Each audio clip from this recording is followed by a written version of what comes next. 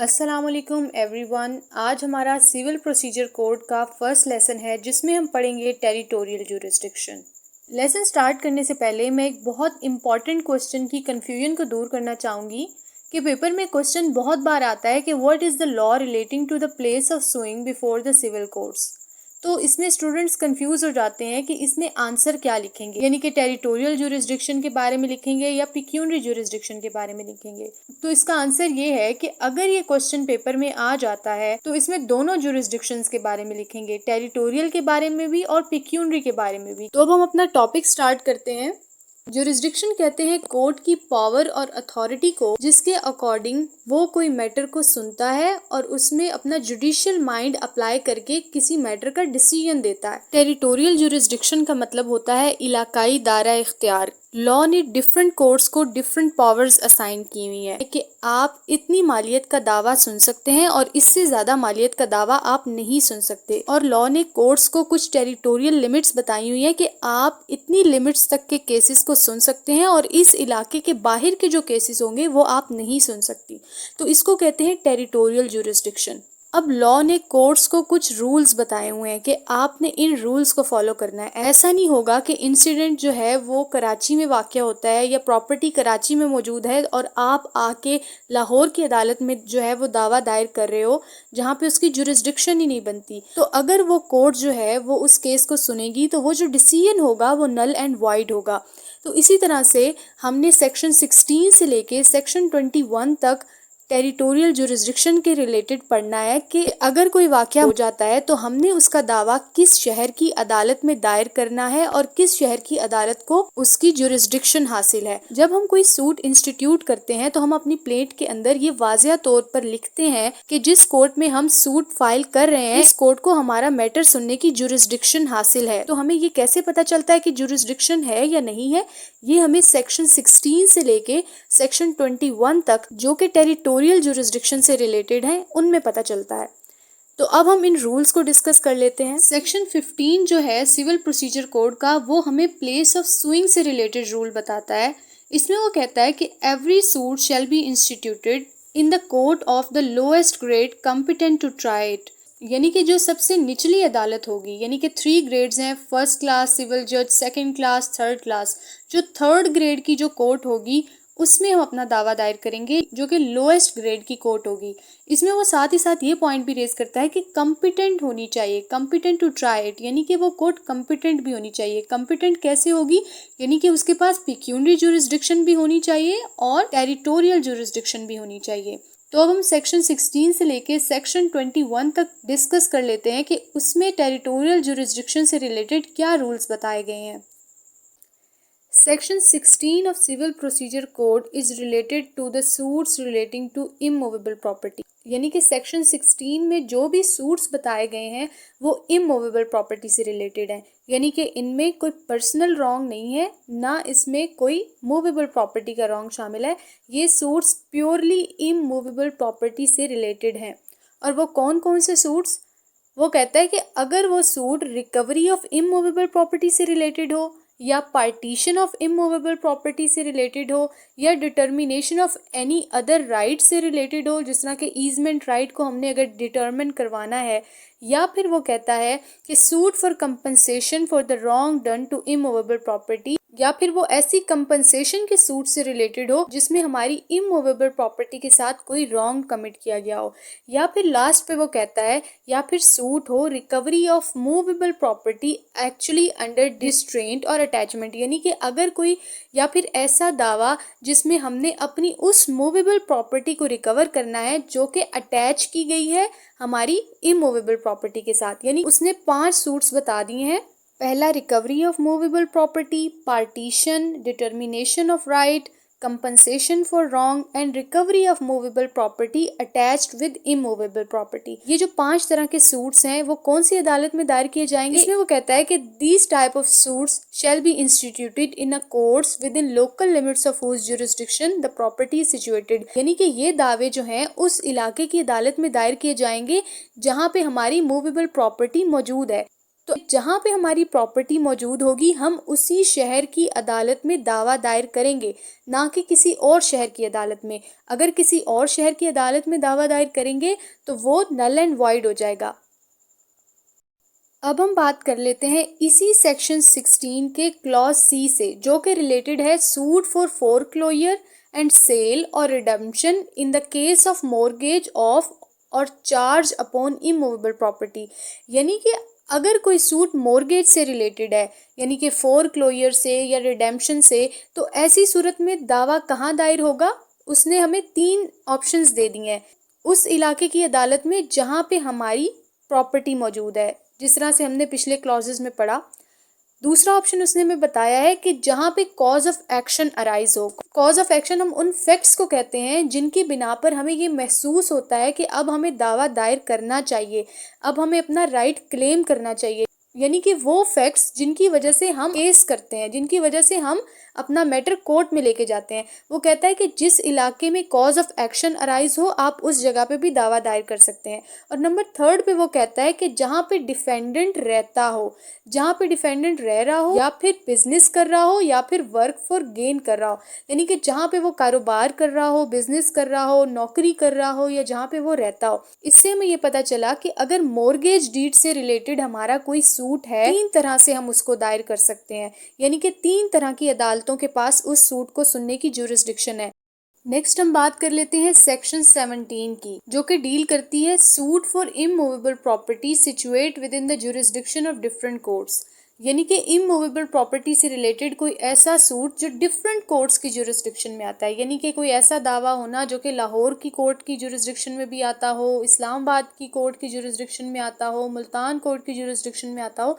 तो ऐसी सूरत में हम क्या करेंगे? इसमें वो कहता है कि the suit may be instituted in any court within the local limits of whose jurisdiction any portion of the property situate.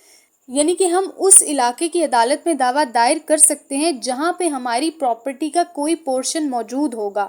मिसाल के तौर पर अगर मैं अपनी 2 मूवेबल प्रॉपर्टीज को सेल करने के लिए एक सेल डीड करती हूँ मिस्टर बी के साथ, एक प्रॉपर्टी मेरी लाहौर में मौजूद है, एक प्रॉपर्टी मेरी फैसलाबाद में मौजूद है, और मैं उन दोनों प्रॉपर्टीज को एक ही सेल डीड में सेल करती हूँ, और बाद में अगर मेरा उसमें कोई इशू अराइज हो जाता है तो लॉ मुझे कहता है कि आप जो है फैसलाबाद की अदालत में भी दावा दायर कर सकती हैं और लाहौर की अदालत में भी दावा दायर कर सकती हूँ। तो ऐसी सूरत में जहाँ पे मेरी प्रॉपर्टी का कोई पोर्शन मौजूद होगा मैं उस इलाके की अदालत में दावा दायर कर सकती हूँ।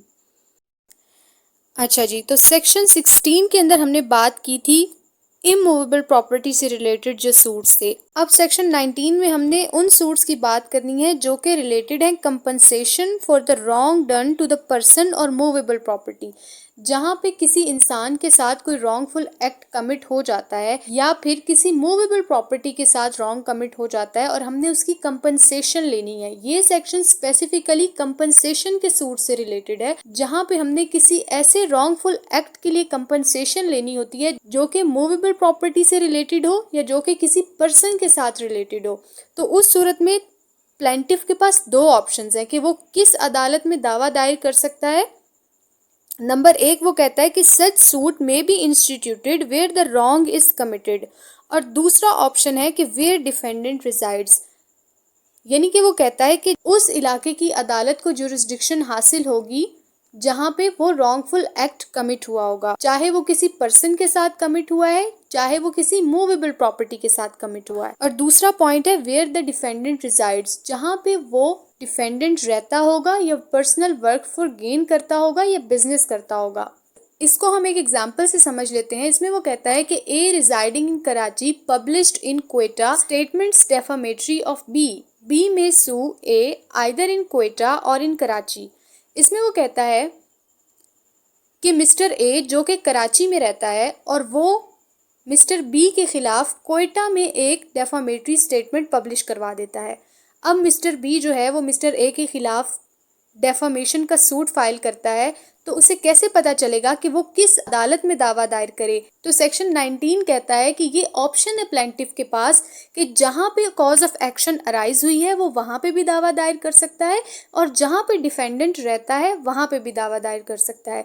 इससे ये साबित हुआ कि जो मिस्टर बी है वो मिस्टर ए के खिलाफ क्वेटा में भी दावा दायर कर सकता है और कराची की अदालत में भी दावा दायर कर सकता है, यानी कि दोनों अदालतों को टेरिटोरियल जुरिस्डिक्शन हासिल है। सेक्शन 16 में हमने इमूवेबल प्रॉपर्टी के जो सूट्स हैं उनकी टेरिटोरियल जुरिस्डिक्शन की बात की और सेक्शन 19 में हमने मूवेबल प्रॉपर्टी से रिलेटेड जो सूट है उसकी टेरिटोरियल जुरिस्डिक्शन की बात की, लेकिन हमने सिर्फ एक सूट की बात की जो कंपनसेशन का सूट है।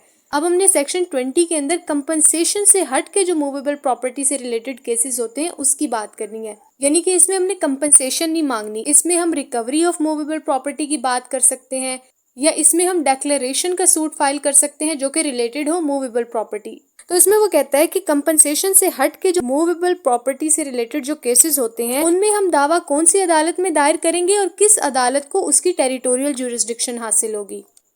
इसमें नंबर 1 पे वो कहता है कि हम दावा उस अदालत में दायर करेंगे जहां पे डिफेंडेंट रहता हो या बिजनेस करता हो या जिस इलाके में पर्सनली वर्क फॉर गेन करता हो। पर्सनली वर्क फॉर गेन का मतलब है कि वो पर्सनली काम करे, ना कि किसी एजेंट के थ्रू, मतलब ऐसा काम करे जिसमें उसकी फिजिकल और मेंटल एफर्ट शामिल हो, यानी कि वो किसी एजेंट के थ्रू काम ना करे।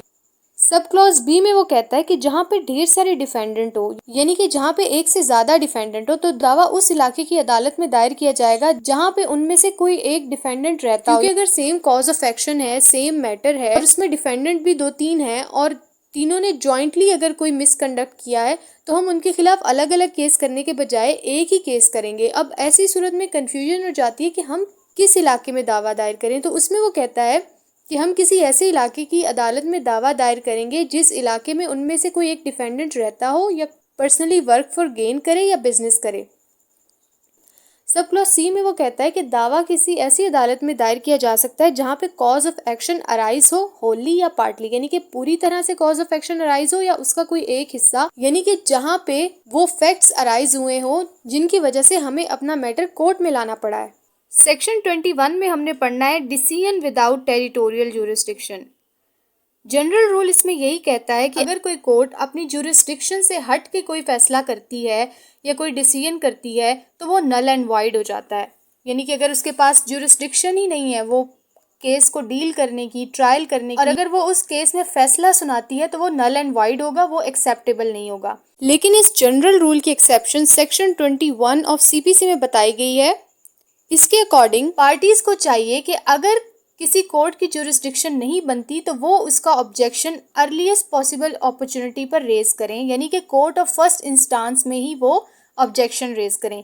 कोर्ट ऑफ फर्स्ट इंस्टांस वो कोर्ट होता है जहाँ पे हम अपना दावा दायर करते हैं, जहाँ पे ट्रायल चलता है। अगर parties court at first instance में जुरिस्डिक्शन से रिलेटेड कोई ऑब्जेक्शन रेज नहीं करती तो फिर वो अपील और रिवीजन के स्टेज पे भी जुरिस्डिक्शन से रिलेटेड कोई ऑब्जेक्शन रेज नहीं कर सकती।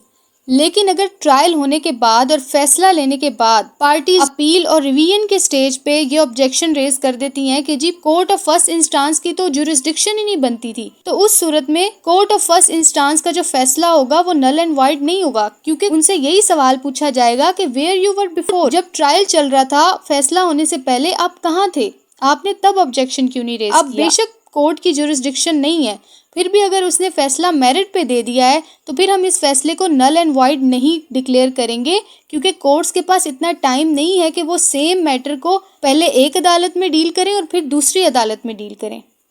आज की स्टडी से हमें ये पता चला कि सेक्शन 16 से लेके सेक्शन 20 तक उन्होंने सूट्स को क्लासिफाई कर दिया, यानी कि सेक्शन 16 में उन्होंने इमूवेबल प्रॉपर्टी से रिलेटेड सूट्स की बात की, सेक्शन 19 के अंदर उन्होंने suit for compensation for wrong done to the person और टू मूवेबल प्रॉपर्टी की बात की, और सेक्शन 20 के अंदर उन्होंने कंपनसेशन के अलावा मूवेबल प्रॉपर्टी से रिलेटेड जितने भी सूट्स फाइल किए जा सकते हैं उनकी टेरिटोरियल जुरिस्डिक्शन की बात की। उम्मीद है आज का लेसन आपको समझ आया होगा। दोबारा मिलते हैं किसी नेक्स्ट लेसन के साथ, तब तक के लिए अल्लाह हाफिज।